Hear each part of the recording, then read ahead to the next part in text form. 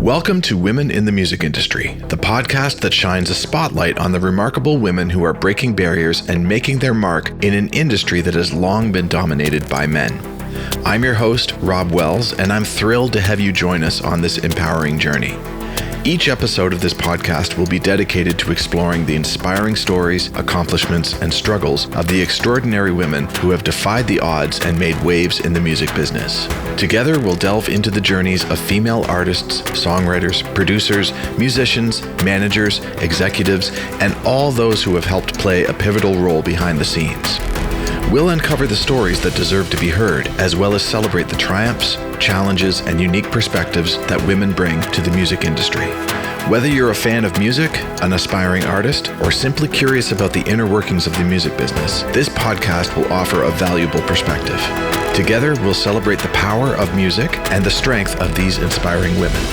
So join us as we amplify their voices and together pave the way for a future where women in the music business are no longer the exception, but the rule.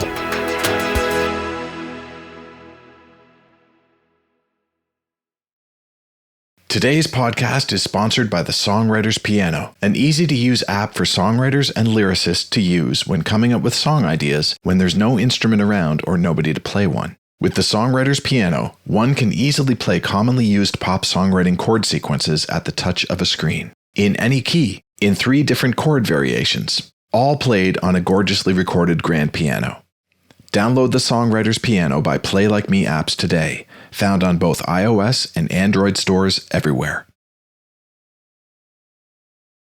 Welcome, everyone, to another episode of Women in the Music Industry. I'm so thankful that you are here to check out another episode. And if this is your first time coming to this episode and checking it out, I really appreciate it. Thank you so much. If you've been here before and you're coming back again, that's awesome. Really, really appreciate everything that is happening here at this moment.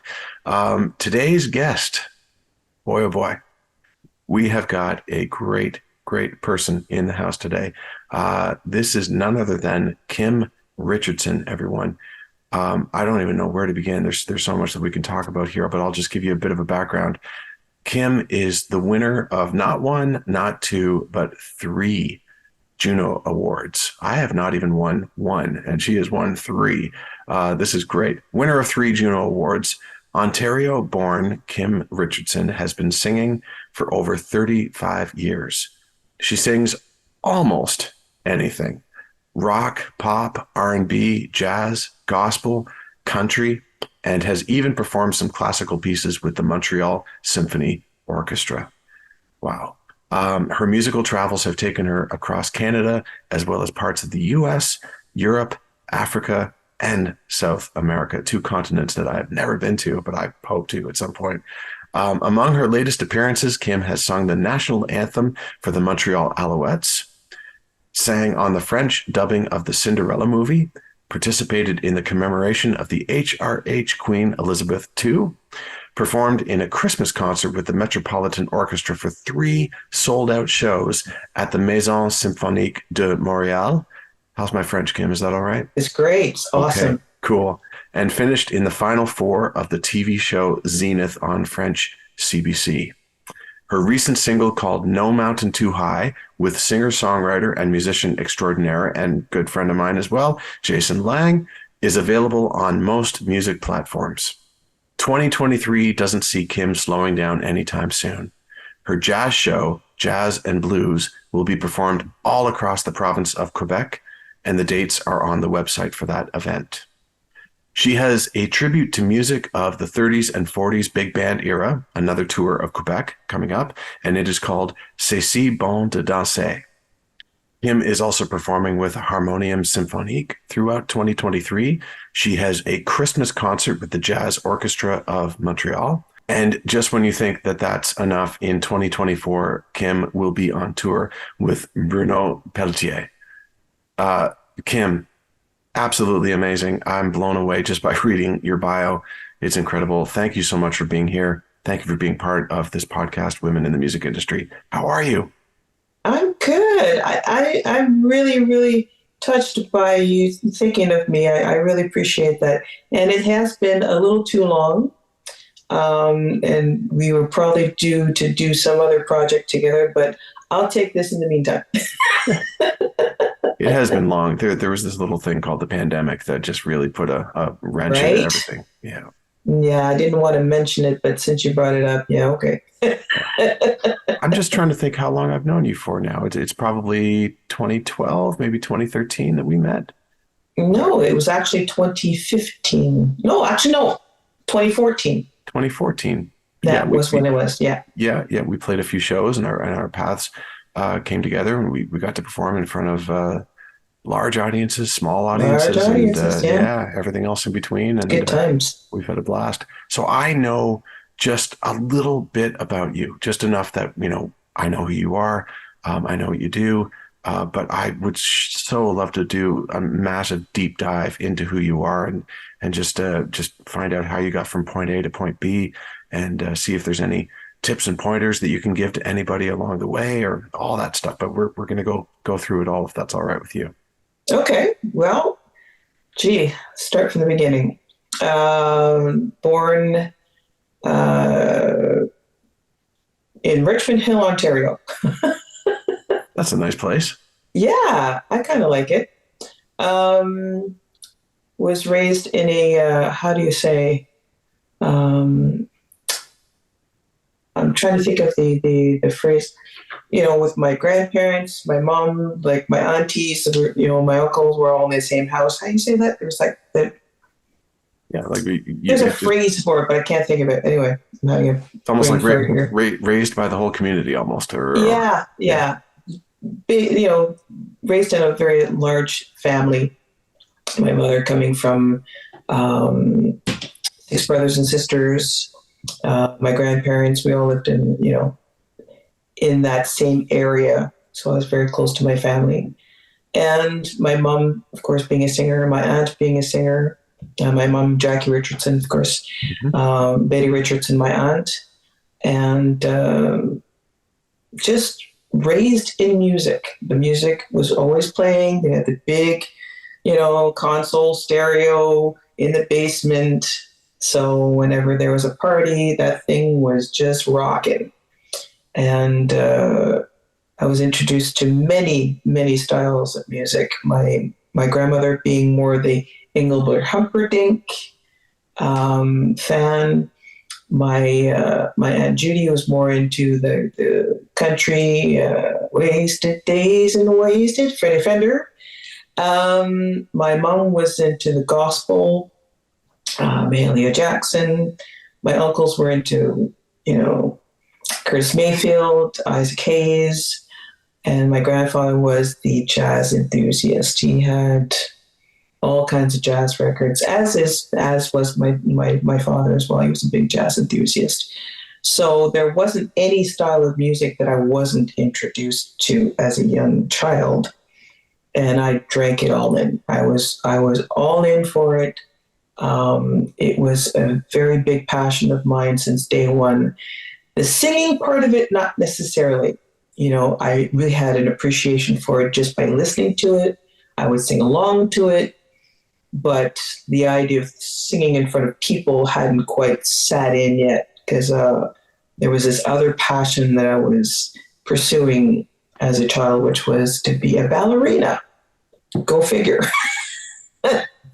So I did dance lessons from 6 to 16, but somewhere in the middle there, I started to really think about, doing performances at, high school, um, at the rock nights. I would be with my rock band playing Led Zeppelin, Van Halen, and stuff like that, and scaring my grandmother crazy because she thought I was going to ruin my voice.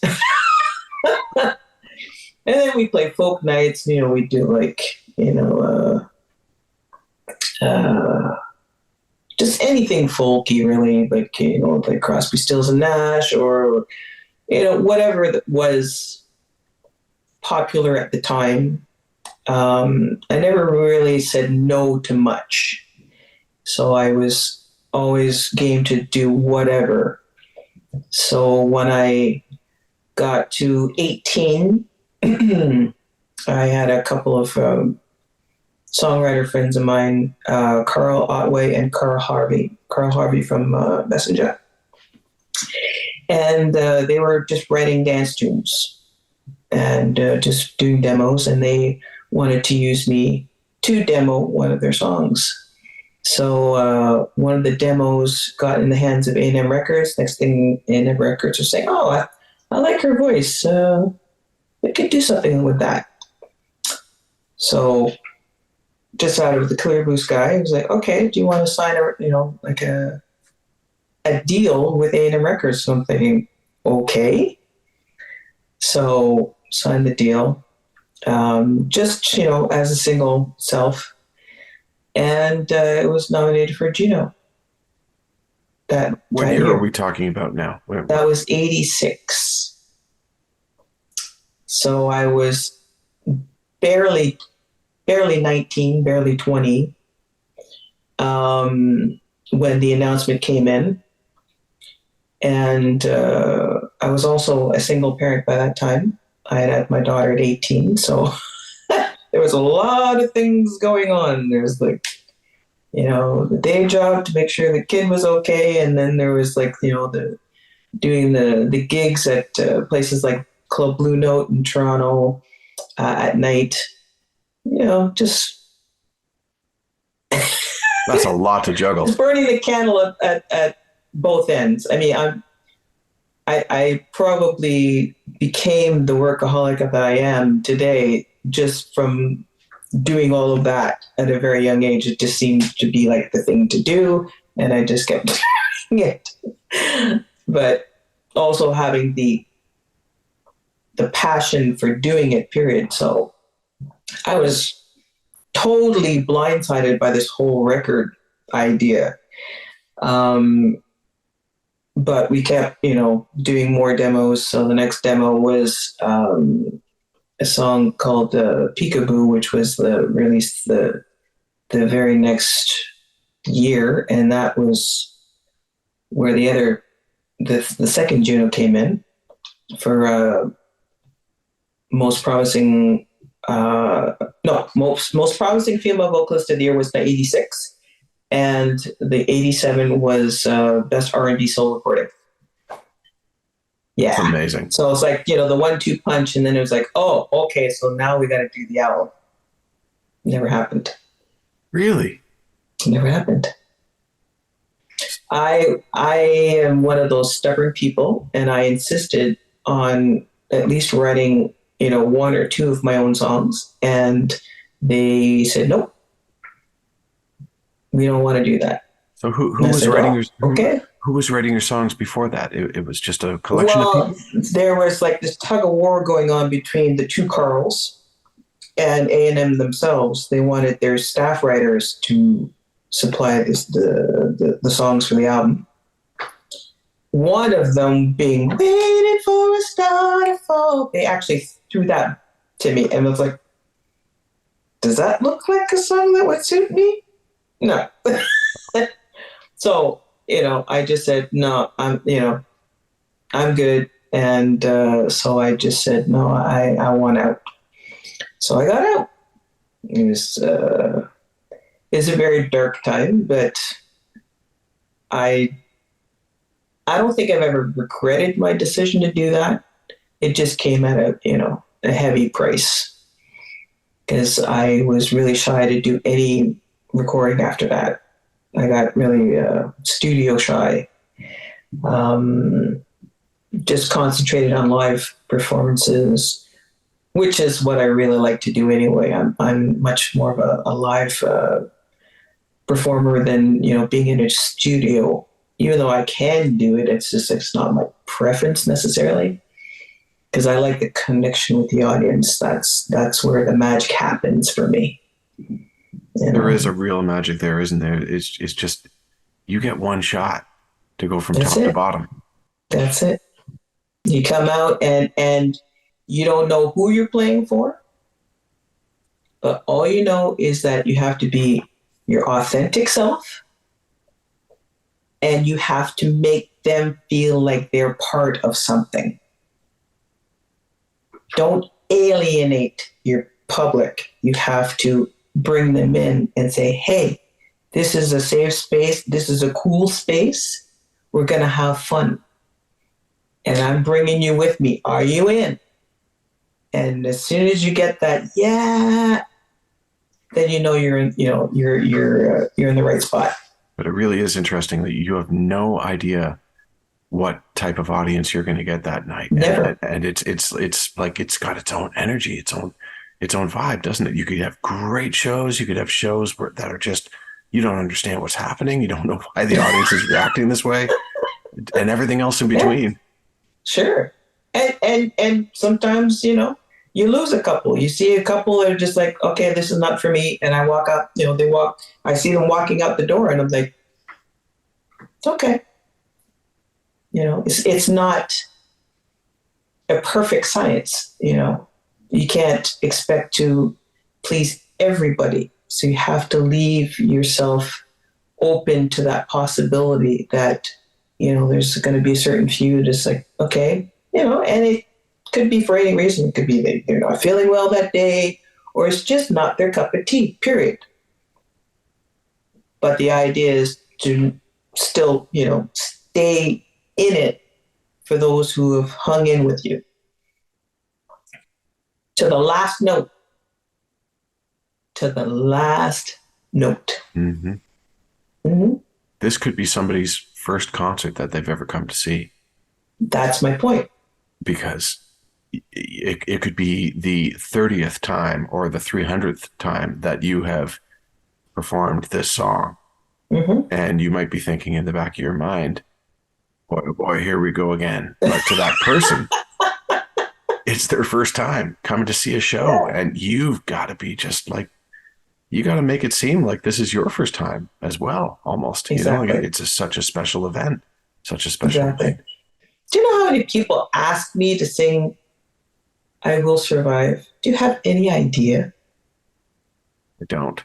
There are not enough hands to count how many times I've been asked to sing that song, how many times I've actually sang that song. And for some reason, it just never stops. So I myself have to find ways of reinventing it so I can make it new for me, so that it's fresh for them. That's that's a job in itself. Let me tell you. It is. But that's part of the job description as well. If you're going to have people come and pay their money to come and see you, that's what the job is. It's like, okay, they want to hear it. You're going to give it to them, but make sure that you don't shortchange them. Because that is like the first rule of anything is like, you have this privilege, and it is a privilege to be a performer, to have people that are really into just, hey, we want to go see a Kim Richardson show. They paid money. So therefore, it's your duty, it's your responsibility to bring it, period. No matter like how sick you are. I've done shows with no voice at all. None. I sang that show, man.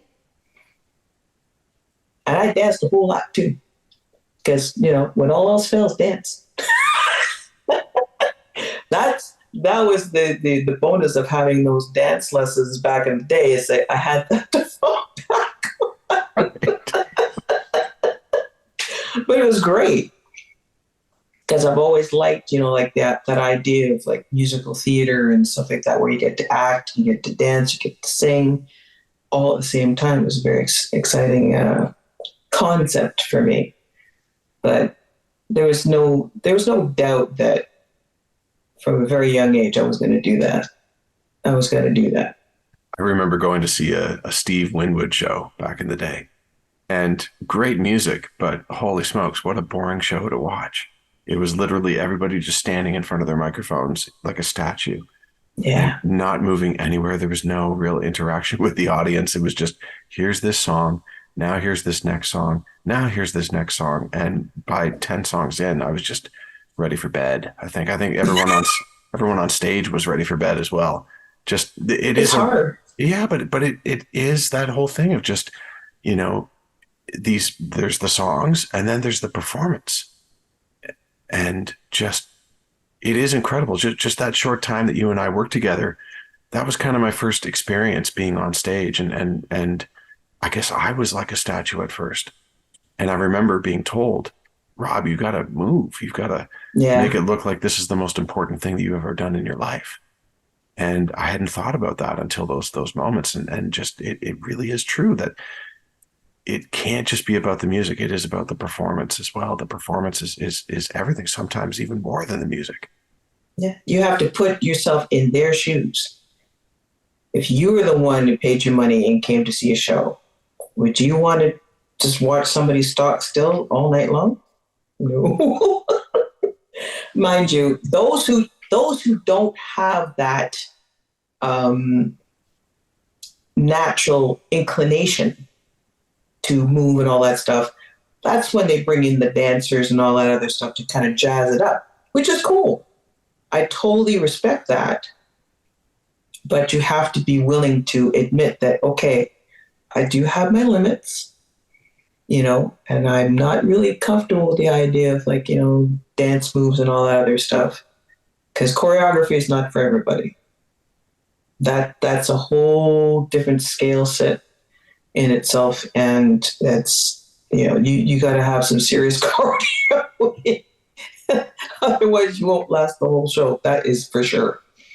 But if you do need a little help, with the show aspect, it's always a good idea to just get a little help to bring a little life into it, and just stay engaged as much as possible, like have a chat and you know just to feel their energy. That to me is it's all about the energy, because you can really.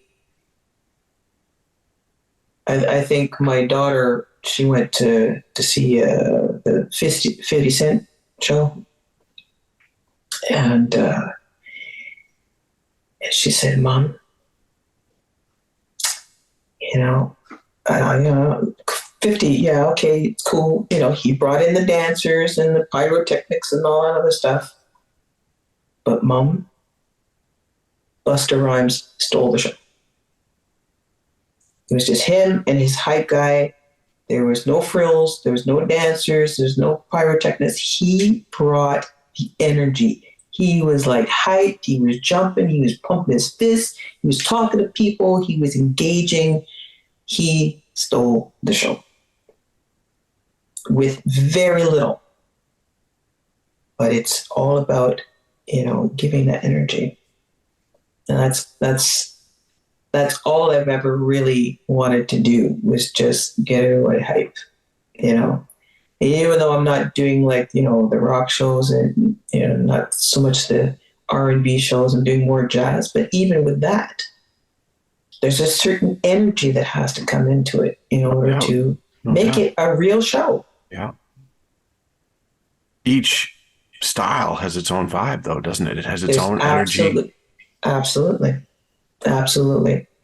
And even if it's, more subdued, you still have to engage them. You still have to, keep that energy to say, okay, I know you're there, and I'm not trying to separate you. I'm trying to bring you in, so that this is a group effort here. This is like a vibe, and we're creating this vibe together. Not just you getting it from me, but I'm getting it from you as well. As the public says to me, yes. It's not just like polite applause. It's like, hey. Some people just like, hey, sing such and such. I mean, yeah, it's a full-on conversation sometimes. We'll just like stop and just like, what was that you said? Oh, okay, you want to do this? Okay. Yeah, you guys want to try that song? Okay. Sometimes we'll just completely change the pacing of the show, and we'll just say, okay, this lady wants to hear such and such tune. Let's do it. That's what I'm talking about. Just being there, being engaged, and knowing exactly, what they want to hear. And just those few surprises is, man, changes the whole vibe. It's like, oh, she could just like do stuff on the fly like that. That's cool. And the band's into it. Yeah, that's cool. Those are the kinds of things that I would like to see, because there's a lot of those big shows, especially, they're all well rehearsed and they have this and that, and everything goes according to plan every single night you do it. I'm an on the fly kind of gal. Sometimes it's fun. It's fun. I went to go see Crowded House this past couple of months. I'm a big Neil Finn fan. Me too. Amazing. But the coolest thing that I saw was that they were asking people to throw paper airplanes on stage, and you'd have to write the name of the song that you wanted to hear on that paper airplane. And so if you could get it onto the stage, that's one thing. It's just a lot of people threw their airplanes and it didn't meet the stage. It didn't hit the stage. It just sort of, veered off and unfortunately hit somebody in the audience. But when it finally did reach the stage, they'd go over, they'd pick it up and they'd read it and then play that song. And I loved the organic nature of that, how the show could just take a different direction at any moment, even though. That's brilliant. Brilliant. Yeah. It's stuff like that just, that's what it's about. Because it's not just about you performing on stage. It like you get just as much energy. Correct me if I'm wrong, but you get just as much energy from the crowd, and you feel you're kind of like a DJ would, where they've got to read the crowd and figure out, well, is the song working? Is it not? Do we need to switch it up? Do we need to change the tempo? Do we need to bring in an up tempo or more of a ballad? What needs to happen here? You're reading that crowd all the time, and just it's a two-way street all the way. There is absolutely no question about it. Those kinds of things are what brings the audience in and excites them, and therefore makes us excited that we're able to make them excited. And it's this back and forth, this palpable energy. I just love that. I live for that. Yeah, that's the best, absolute best. Yay! I love that you have found what you love to do in music, that you tried the recording angle, that you were signed to a label, and it's okay. It didn't work out. That's totally fine. It's not for you. I've tried the live thing, and it's not for me. It's interesting just how we all find our different angle within the music industry, but that's the cool thing, is that there are so many angles. There are so many avenues and pathways that you can go down. And, it's interesting that what you love to do is kind of where you started, just singing and everybody performing around you, and multiple styles of music as well, which you were raised on. All these different styles that enable you to just jump in to any style and perform it well, because you're so well versed from hearing it all your life and then performing in it all your life. And exactly. Going through time periods as well where like the music would change, and you went through a real rock period, and then 80s pop period and all that, and then into the 90s and how music would change then, and then into the 2000s and all of that. It must be so cool to just be able to just jump from one musical style to another and just feel so free that, as you say in your bio, you can do almost any style of music. That's incredible. There's so many people that would just say, you know what, I only do jazz, but you can jump into anything, and I've seen you do it. And that's what keeps it fresh for me, because I think if I just stuck to one style of music, I probably would have gotten very bored. I like the idea of changing it up and discovering more sides of me. There's different tones to my voice depending on what I'm saying.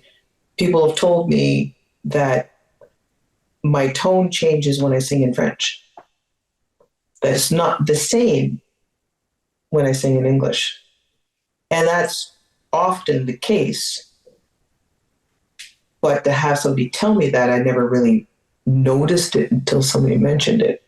Not that that's a bad thing, but it just goes to show that, with dealing in different types of music, you can discover, okay, so like I do have like this little gravelly thing going on here when I'm doing the rock stuff. I have like a smoother tone when I'm singing jazz stuff. Um, it's a bluesier tone when I'm doing the R&B and that sort of thing. It's almost like I was rehearsing from like the very beginning. Like when I was starting to sing along with certain records, I would kind of adapt to whoever was singing and try to match their tone kind of idea.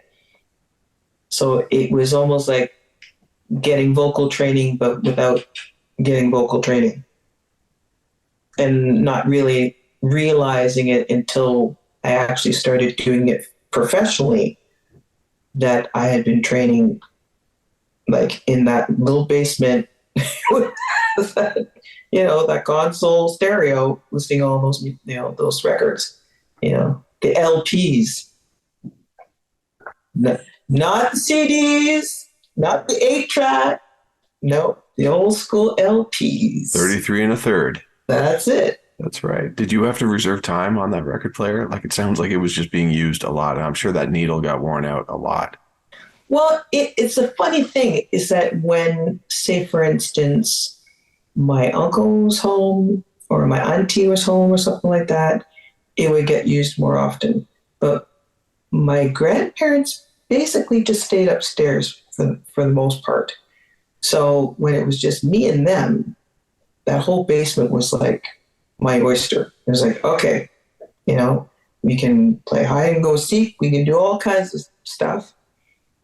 But my thing was, okay, we listened to this record yesterday, let's listen to this record today. Not even paying attention to what it said on the cover. It was like, okay, we'll just put that on.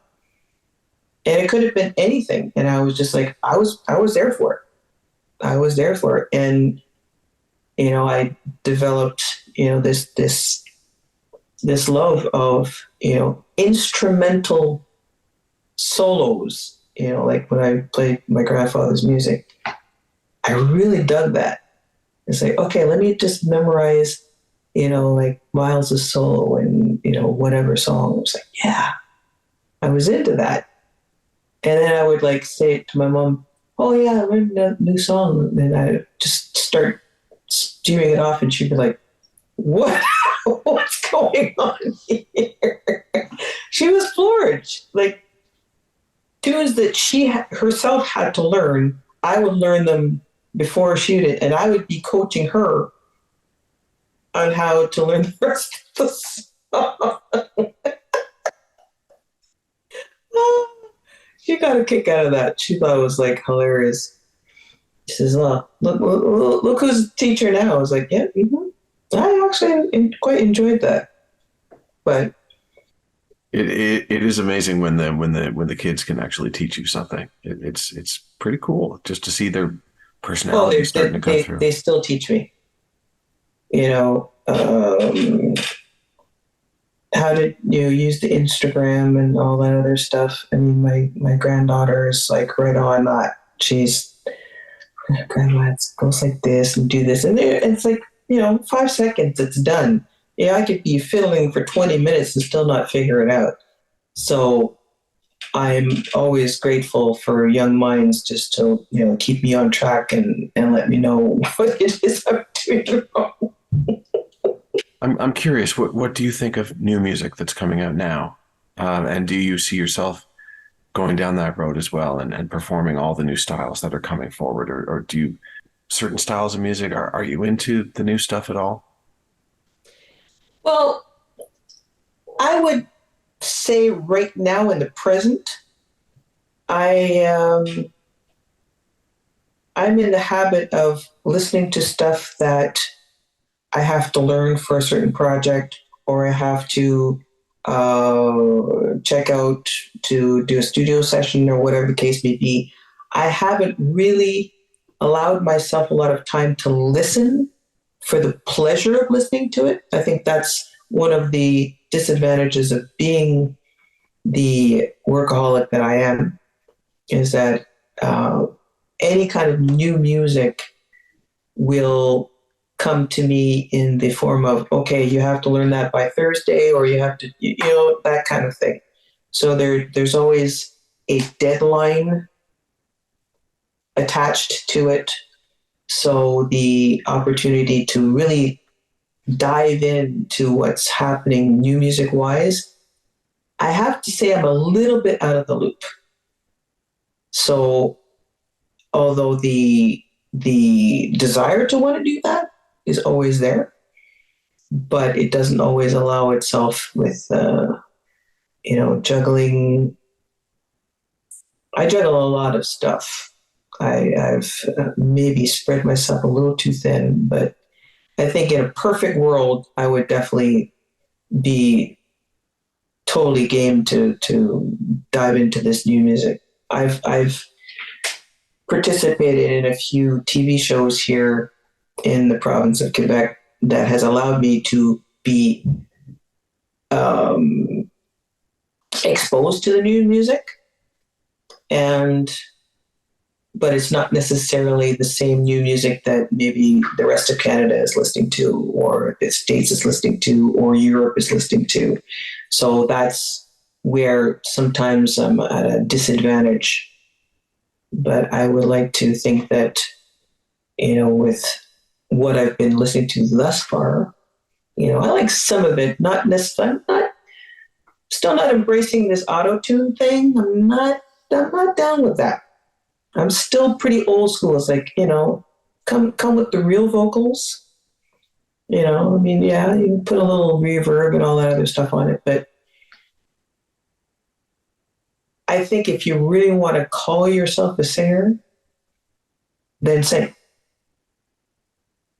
If you need technology in order to get there, then there might be, I mean, like you're still an artist. You're still a recording artist, but the title of singer, that I'm a little bit on the fence.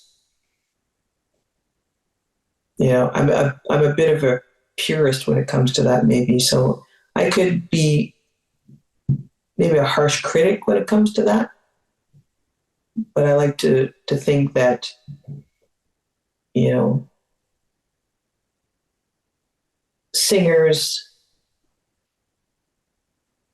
like myself, I don't feel the need to have a lot of reverb and have a lot of effects on my voice.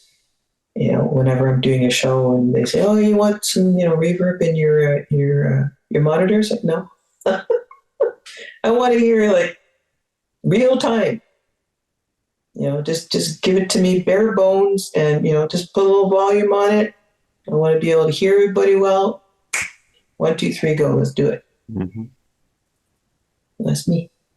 Believe me, as a producer, I love working with someone where it's absolutely incredible, where you're just working with a real artist that just has real abilities that they can go from top to bottom and completely blow you away. There's an artist that I worked with by the name of Theo Tams. Hey, Theo, if you're listening. Um, Literally, we would write the song with him, and he would look at us and say, "Oh, crap, the train's coming in 15 minutes. I've got to go." And I'd be like, "Theo, just quickly, can you sing one time from top to bottom before you go so that we have a recording of the song?" And Right. he'd be like, "Sure, no problem." And he'd sing it. And that would always be our final vocal. And That's it. it's just, with some people, I really think it's not fair to have those abilities, but to work with people like that just have that ability to just connect with the lyric and really, flawlessly give an amazing performance that just is emotional and really makes you feel like they mean every word. That's so hard to find. I hear that in you when every time that you sing, I am blown away at the fact that any particular style, any lyric, even if you haven't written the lyric yourself, you connect with it, you connect with the emotion, you connect with what the song is about, and you give us that performance as if it came from you, it came from your mind, it came from your heart. And I guess in essence, it really is coming from you. You're taking those lyrics and you're running it through your own personal experience and things that you've gone through, and you're giving us that feeling, that emotion that this has in fact happened to you as well. But that's the thing. As the singer, that is my job. It's a story. The song is the story. I'm the storyteller. So the more that I can connect with that song, with that story, I'm able to tell it in a way that has all the, all the feels. How best to, if you're reading it, say for instance, I use this analogy all the time.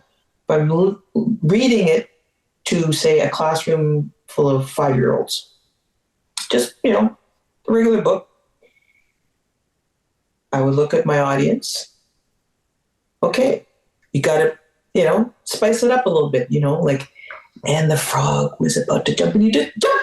You know what I mean? And just have those dynamics. Have, take them on that journey. You have to kind of like find a way to really get a full vision and a full idea of like what this song is all about. That's what it is. You have to dig deeper than surface level in order to realize, okay, this is the song I have to sing. And sometimes it's hard. Sometimes it's a song that hits a little too close to home. So you have to kind of, keep your guard up so that you don't totally lose it. Because that's happened to me before, which is unfortunate. But you want to get them feeling something because it's all about that.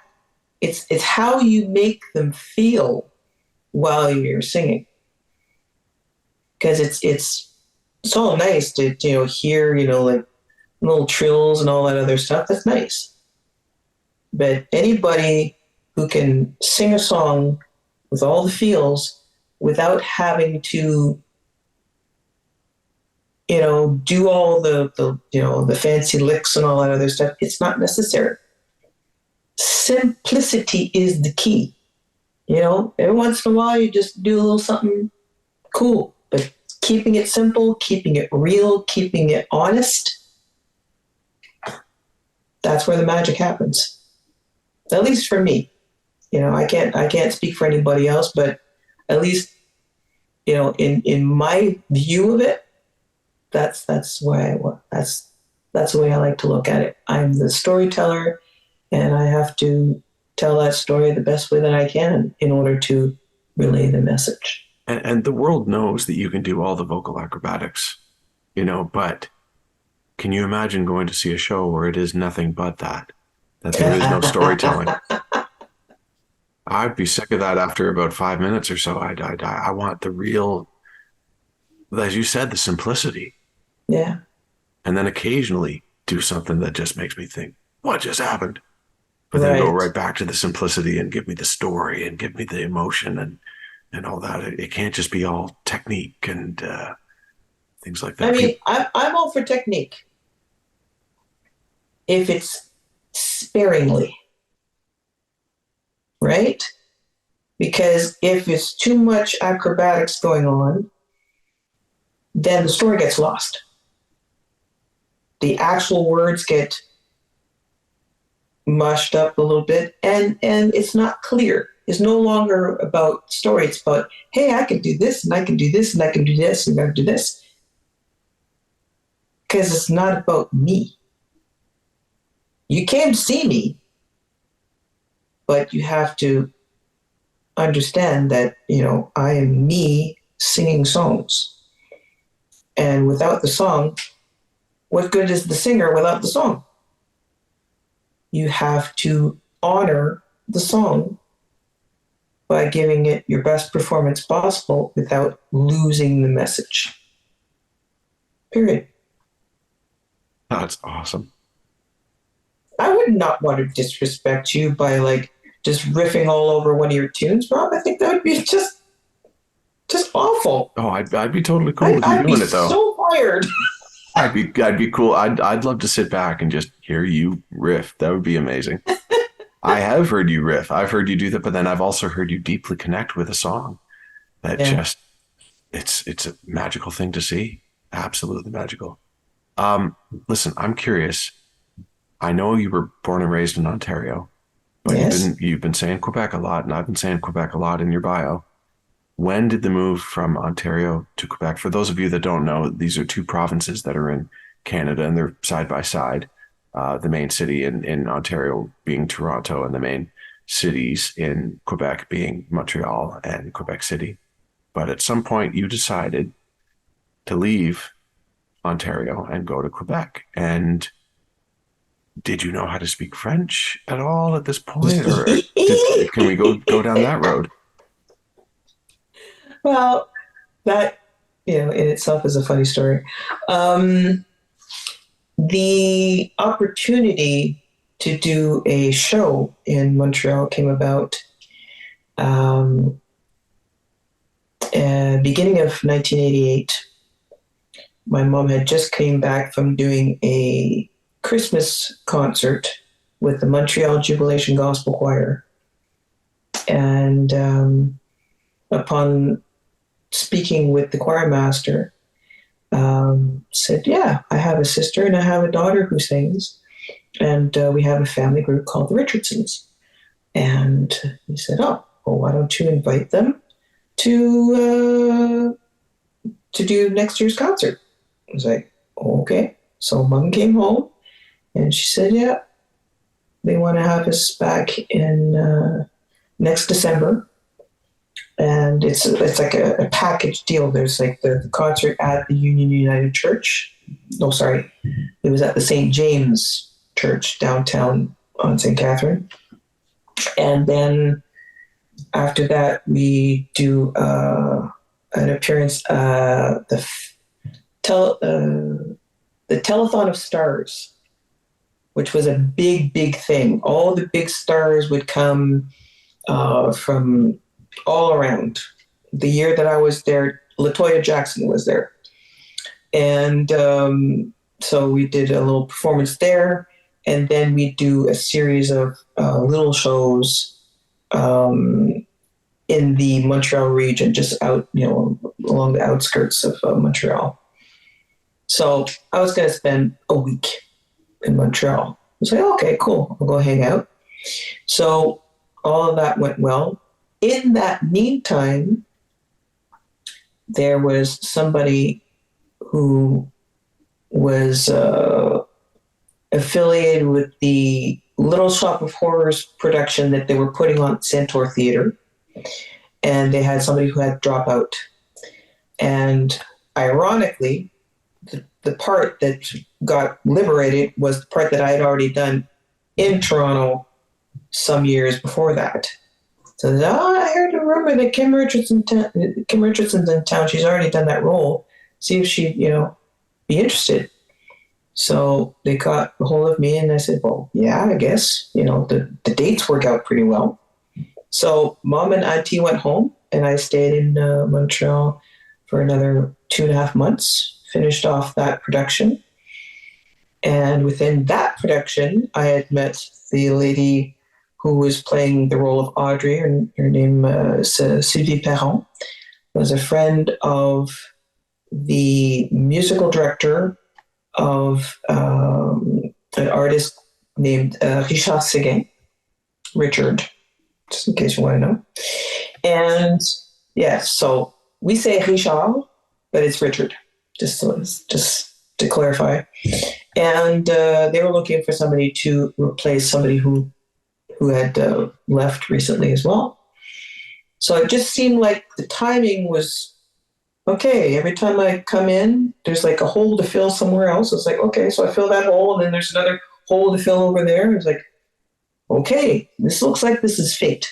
So they offered me a 9-month tour of the province of Quebec with this artist who sings all in French. So the panic started. It was like, okay, well, how's this going to work? Because, like, I don't sing in French. And they said, okay, well, this will be a trial period. And I had 4 days to learn a 2-hour show phonetically, not having a clue of what I was saying because my little, grade 5 and 6 French was not cutting it at all. Whatever I learned in junior high school, that was long gone. Other than Je m'appelle Kim. That's probably, Right. but yeah, yeah. Exactly. Just like, bonjour, au revoir, merci, et où est la toilette? You know what I mean? So it was, it was a little scary, but I was up to the challenge. I just said, okay, well, if it doesn't work, it doesn't work. At least I tried. So 4 very intense days. We had our first performance, and it went well.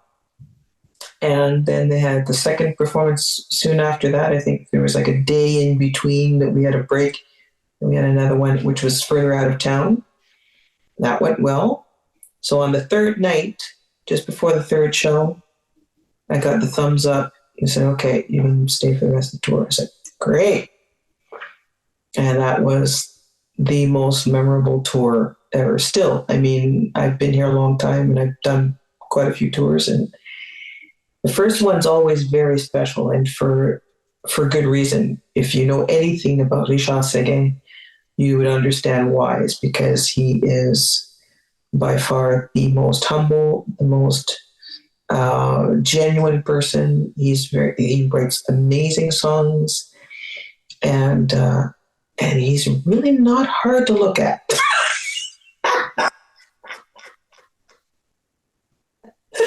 So even to this day, I see him, and it's just all those really wonderful memories come back, So the entire crew and all the musicians, everybody, I'm sure, is speaking French around you, and you learned the songs phonetically. But then at some point during the 9 months, did you find that you were now starting to get into situations where you were the only English speaking person around, and were you starting to? I had an ace in the hole. Okay. The bass player, Kevin D'Souza, he is completely bilingual. In fact, his first language is English. So he was the liaison for me. He was like, if there anything I didn't understand, it's like, Kev, what's that? And he would let me know, okay, well, this is what we're talking about. And so he was my translator, basically, for the longest time. And he kind of saved my butt on a few occasions. Just, something as simple as like going to the restaurant and, knowing what to order, what not to order, those kind of things.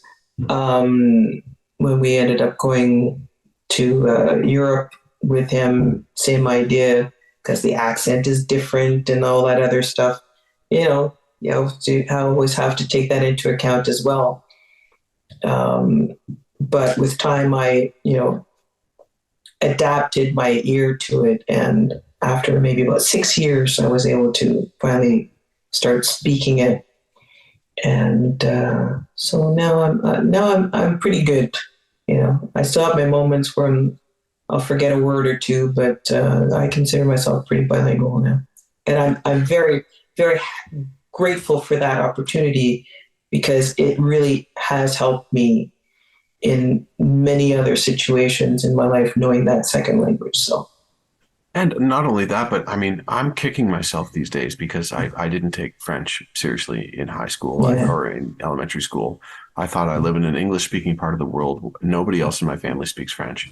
Why do I need to learn French? And then as I became older, I realized there's this great province that's right beside me, and I'm missing out on so much culture and story and music. I've been very much involved in the francophone record industry, but I still don't know what my songs are about that I co-write with everyone that's there. I had a song that went 11 weeks, number one in Quebec, and I still really don't know what the song is truly about. I once performed at the Bell Center with Mary May, and Hmm. they put me on a B stage in the middle of the crowd with a piano on it, and she sang with me for one song. And the second song, this was the encore. The second song, she leaves the stage and security brought her through the crowd and up to the main stage, and she continued the song, but I'm still there playing. And security totally forgot the fact that I was there. And at the end of the song, at the end of the show, I was there just sitting there with nobody coming to get me. And everybody came up onto the stage wanting to hang out, and they were all speaking in French, and I had no idea what to say, and I felt so bad. I wanted to talk to them all. I wanted to have a great conversation with them all, but I was just so limited with Je m'appelle Rob. That's about it. But I think really part of the secret to learning a new language is to really go to where they're speaking the language and just fully immerse yourself. And that's amazing that in 6 years you are fully able to have a conversation and understand and appreciate the entire culture and the people of that region. It's a beautiful thing. It just opens you up to a whole new world, doesn't it? Absolutely. Absolutely. I do recall a time when I was in France, in Paris, actually, and I was just, walking the streets, happened to come by a, little place where they get their, sandwiches, croissants, whatever. And this lady was totally distraught. She was allergic to something, but she couldn't parlay that to the lady serving the food because she didn't know any French. And so I'm just walking by and I'm kind of listening to her broken French, and I'm like, I think she might need some help here. So I came up to her and I was like, I speak English. Can I help you? And she was like, oh, thank God. Thank you. Thank you. Thank you. She was so thankful. And I was able to translate that, okay, she has a severe, allergy to such and such. I don't remember exactly what it was. And was able to save her from having, a health incident while she's on vacation, right? Because everybody knows that the minute you step out of your zone to travel anywhere and you get ill for whatever reason, it's not fun. And it could be very expensive, et cetera, and it's dangerous too. So I would like to think that knowing as many languages as you can and being a traveler, that you're able to you know help people out as well. That was so gratifying to me, that moment. I was like feeling good all day. I was like, yes, you know, you felt like you had some kind of purpose, and you were able to come to the aid of somebody who was seriously, she was freaked out. She was definitely freaked out. She just got there, and she just assumed that they all spoke English and French. I was like, no, no, no, no, Oh, no, it no. doesn't work that way. You didn't read that part of the manual. So it was all really gratifying when you realize that, okay, those 6 years, I mean, it was tough. You know, I think when you start to learn a language when you're younger, there's more like elasticity going on there, and you just are able to absorb it that much faster. But at 23, it wasn't that easy. Probably would have been worse if I was in my 30s or something, but it took a while. And I'm a bit of a perfectionist. I want to, I want to get it right. So I worked really hard for that. How are your children with both languages? Well, school helped that, of course. So immediately when you put them in school, they go into a French immersion program. So they're immersed in it right away. From the age of like 5 or 4 or whatever the numbers happen to coincide when they start. Mhm. And you know, if they're kind of immersed in it somehow outside of school, that also helps. But what usually ended up happening is they spoke English at home and they, did their French in school only with their friends. But even with their friends, that helped a lot too. It's Yeah. interesting that you have the story of helping someone out through language, but I'm sure you help people out all the time through music. That people are changed after they hear you perform, after they hear you sing a song that they've experienced something that they've never experienced before, and maybe they see the world in a different light after your performance. After coming to see Kim Richardson, they must walk away inspired or wanting to treat this world a better place. I would imagine. Just you're very magical I to do. watch perform. I do get the messages. People will say, I was really feeling like crap today, and just hearing you sing such a song really kind of lifted my spirits, and that's you know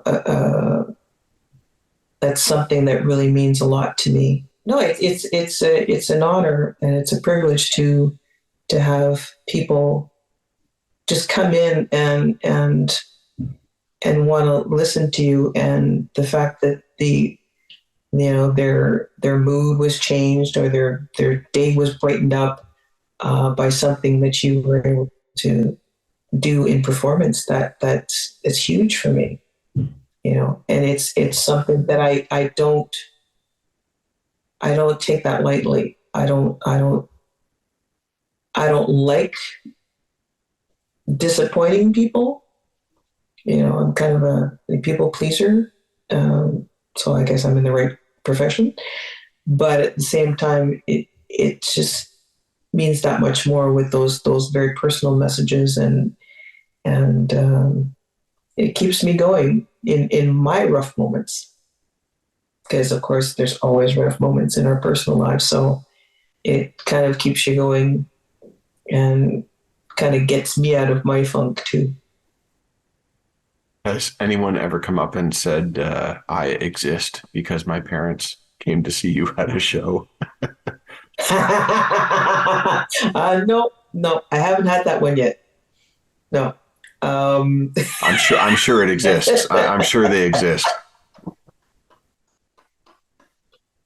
that's that's possible, maybe, but no, I have never been told never been told that before. I'll never forget seeing Marvin Gaye do the national anthem of the United Yeah, States, and he did it to the drum beat of Sexual Healing. And I just thought, man, there's probably 25,000 people in that stadium or arena, and how many people saw it live on television, and just how many children are a product because of his performance of the national anthem. That was just one of the yeah, that sexiest things that was I've ever seen in my that life. was very yeah. That was a very sensual moment. There's been many a version of that I've heard, but that one that's got to be number one. That's got to be number Do one. you do you have do you have two or three people, singers, artists, anybody that you just think, thank you for existing, that you just, somebody that just really blows you away every time that you listen to them sing? Who are some of your favorite inspirations with vocalists? Well, you don't have to go any further than Aretha Franklin, that's for sure. Absolutely. Um, there's no limit to where she would go vocally and just the raw power and soul. And like when she would talk about, like my man did this, my man did that, you could feel it. It just was so in your face that you couldn't help but feel exactly like, if she was happy, she was happy. If she was upset, she let you know. If she was like feeling blue, you felt it. Just that raw energy and the, I mean, she would just like split herself open, just like, okay, I got everything out there. I'm not holding anything back. That to me is the true essence of an artist that is all in. Not to mention that she was an amazing musician as well. She started, doing that gospel, the amazing gospel show that she did that was recorded. Woo wee! Yeah, you just you immediately get goosebumps. Big fan of Luther Vandross, of course. What can I say about Marvin? Just awesome. But my number one is Stevie though. Stevie Wonder, he's it for me. He can make you feel all kinds of emotions in one song, and you just he's a true genius. He's done it all. He's done the pop, the country. That country song still just freaks me out. What's the name of it? Ain't Gonna Stand for It. I think it's the name of the song. And it's like Stevie doing a country song. I am done. Seriously?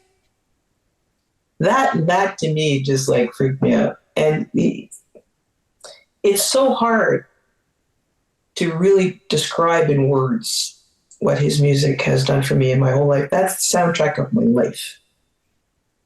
Any song by Stevie Wonder is considered, that and Earth, Wind and Fire. That the combination, I had the honor and the privilege of opening up for them with Jonathan Watt in Hawaii last December. So we did the opening part with Joe, and it was great. And then I sat in the hall and I was listening to my all-time favorite band in the whole wide world and cried like a baby through the whole thing. I was a hot mess. I was with my son.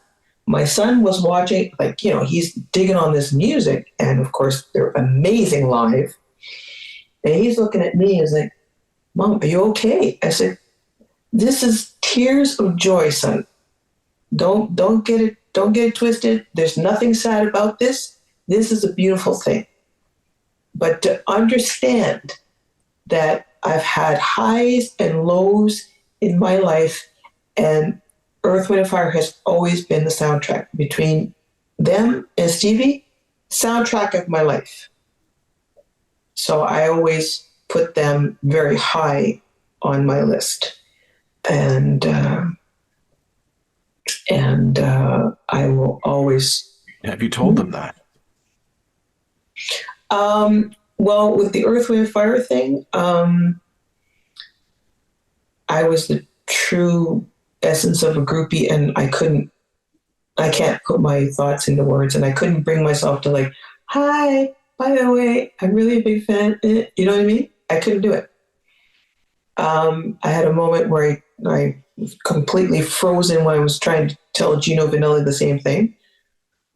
That was a story in itself as well, because we were both on the Juno's show at the same time. So his dressing room was close to mine, but I just stood outside of this door, but I couldn't bring myself to like hi. I couldn't do it. The fact that I was able to like perform briefly with Stevie was like a dream come true. But even with then, I wasn't able to really explain to him how much he meant to me, you know, because the words just don't come together because I'm too busy going. Even when I was at that crowded house show, and I just thought, wouldn't it be great to go back and talk to them? And then I just thought, I think it's enough to just sit back and love the music and just love the person and just all that they do. What do I have to gain from going back and talking to them? Like it's enough. Yeah, It's okay. Instead of going back and saying, "Oh, I love your music. I've loved everything about you," and all this stuff. I'm sure they hear that a million times, and I'm sure that all they'd much rather have is just a real nice, normal conversation about life, about what's going exactly, on. Yeah. exactly, and especially Stevie Wonder, as like politically and environmentally, driven as he is, he's very much into making it a better world and politically just and all that other stuff. He's not afraid to talk about other things than things other than music that he's very passionate about, and just come back, hey, I love your music. Like it just seems to be, I don't know, this maybe like rate something. I'm not sure if even that's appropriate, but it's hard to put into words how much somebody's music has meant to me for so many years, without just sounding corny AF. I was working. You're gonna love this. I was working at a record store in my my late teens in Toronto, and Brian Dennehy came in, the actor Brian Oh, Dennehy, right on. and he was shopping for records, and I'm like, that's Brian Dennehy. I've seen him in so many things, and he comes up to buy a record, and I did that classic moment of just sounding like a complete idiot, and the only thing that I could say was, "I loved you in Cocoon."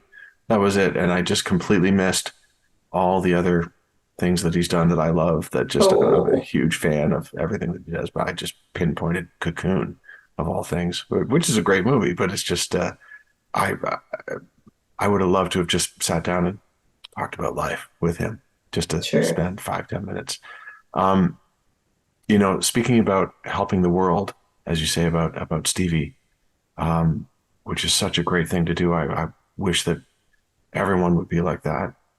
Part of this podcast, I'm kind of trying to help the world, or I'm trying to help the next generation Sure. of younger females or those that identify as female. I'd love to see them get into the industry in many different areas. Um, I'm wondering if you have any words of advice, any anybody that's thinking that of getting into doing something like what you do or something different. If there's any pitfalls that you've experienced along the way, anything that you could sort of help steer clear somebody that's coming through the same pathway that maybe you took. Mm. I'll let you run with that if that's okay. Whew. Where to start? Exactly. The hard part is to separate the real ones from the fake ones. Unfortunately, there's no cut and dry way of avoiding, certain people that promise you a whole lot, but they really, talking loud and saying nothing. The only thing that I could really speak on is just on the performance end, and just knowing really what it is that you want. Do you really want to be a part of, you know, the music business. Is it is it singing? Is it songwriting? Is it acting? Is it whatever? Artistically speaking, you know, do you want to be, you know, out front and center? Do you want to be in the back? Because it's okay to be in the back too. I have many people asking me, well, like, what about if I just want to be a backup singer? Is that okay? I say, of course that's okay. It's absolutely okay because, from being a backup singer for as long as I have learned so much just from having that perspective, you know, learning what works for me and what doesn't work for me from watching the soloists do their thing. I can be like, yeah, okay, yeah, that's kind of cool. Or, no, don't think I want to do that. Keeping your eyes and your ears open for anything. If there's some kind of jam session somewhere, if there's some kind of really cool concert that, you can kind of get inspired from, because it's not about doing it, it's about being immersed in it as well. As many times as I've always said, you have to listen to the music. So it's rather you listen to whatever it is on the, because it's all different now. Me, I was like, oh yeah, go get your CD, go and get this. No. Obviously you're going to go and, you're going to stream whatever. Listen. Just get really immersed in whatever it is, if it's a style of music or if it's just everything, and be aware of what really rings true to you. If you hear something that you really like, grab onto it. If you like, there's a few things that you like, grab onto that and just kind of create something, a mixture of all of those elements that you like, to create your own sound, your own vibe. And don't be afraid to try new things, and and if it doesn't work, just pick up and do something else, because we don't get it the first time. We can never have that sure thing the first time we do it. You have to keep on getting up after, no, that didn't turn out too well. Oh, that's not good. Do not be, what's the word I'm looking for? Don't be defeated by what you consider to be a total failure. It's temporary, and it's the stepping stone that we need in order to go to the next level. We all make mistakes. We all have to have that moment of humility to make sure that, okay, now we know that doesn't work. Let's just keep stepping and try something different. We have to keep trying and trying in order to really get the idea of where we're going and what's really going to work. That goes with anything you do in your life. Anything. But in this instance, as an artist, we cannot cut ourselves off from anything. Because, just going to the museum and seeing, pieces of art, you can get inspired by that. You can get inspired by so many things. Just take advantage of those things. If there's a free something over here, go. If there's a jam session over there, go. Even if you don't get it, on stage and play or whatever, you're listening, you're watching, you're absorbing what it is that's going on and what works for you. To know that at the end of the day, okay, I feel more comfortable doing this in this direction.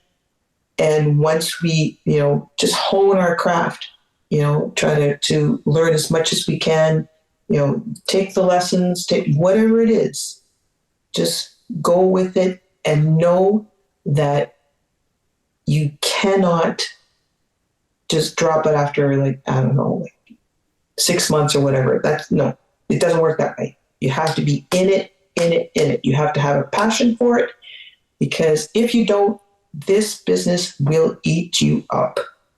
It will take you out. It will discourage you in so many ways you cannot even imagine. Have been just, oh no, no, you're not right for that part. Oh no, you don't, oh, don't get me started on the being a woman in this business, because that also, it's like, okay, well, what do you look like? And it's the whole aesthetic thing. Screw that. Screw that. If they are willing to take you as you are, then they're not worthy of having you. You have to be your authentic self through and through. You can't be losing weight for people. You can't have cosmetic surgery for people. Screw that. Done. We've all been through that. We know what humiliation that is. And there's no place for it anymore. This is 2023. We don't need that. We have to say, look, this is me. I am enough. Maybe it doesn't work for you, but it's going to work with somebody else. Always have that attitude where I am enough, no matter what. Period.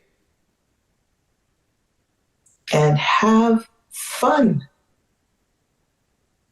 Have fun. The more fun you have, the more fun they have. If you're not bringing that energy where you're into it, they're not going to be into it. That's performance, number one. 101, or whatever that expression is. Saw this hilarious Chris Rock bit that he just did where he said, nobody wants to see an angry tambourine player. That's it. You know what? I got time for that? No. No. Because, you don't know what that person's gone through in order to, get their ticket, go down. Please, they got to, they got to come home from work. They got to, get a shower. They got to feed the kids. They got to shave it off the babysitter and again, fight through traffic, get to the parking, get through all the ticket swiping and all that stuff. They finally sit down. They're ready to have a good time, damn it. They're not thinking about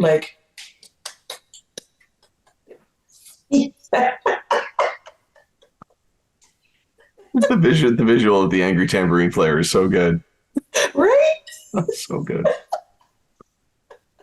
I love Chris Rock, by the way. Oh, me too. Me too. Yeah. But that is it. Like you gotta have fun with it. If you're not having fun with what you're doing, something's not right.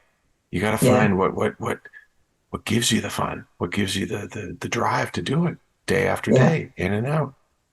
You did not have fun being signed to a record label where they were wanting you to sing Waiting for a Star to Fall. And that's why I just said, ciao, bye. Can you imagine if you just went ahead with that and that was your life? It would be a miserable life. I wouldn't be true to myself in doing that. I would basically just be somebody's puppet. Yeah. And if it was all about that, then I would be going into it for all the wrong reasons. Yeah. Because if it's just to say, oh, I'm signed to A&R Records and I did such and such and so, well, that doesn't mean anything. If for every time you have to perform that song, you are absolutely miserable. No, you have to find your proper place where you are your own, you are who you want to portray.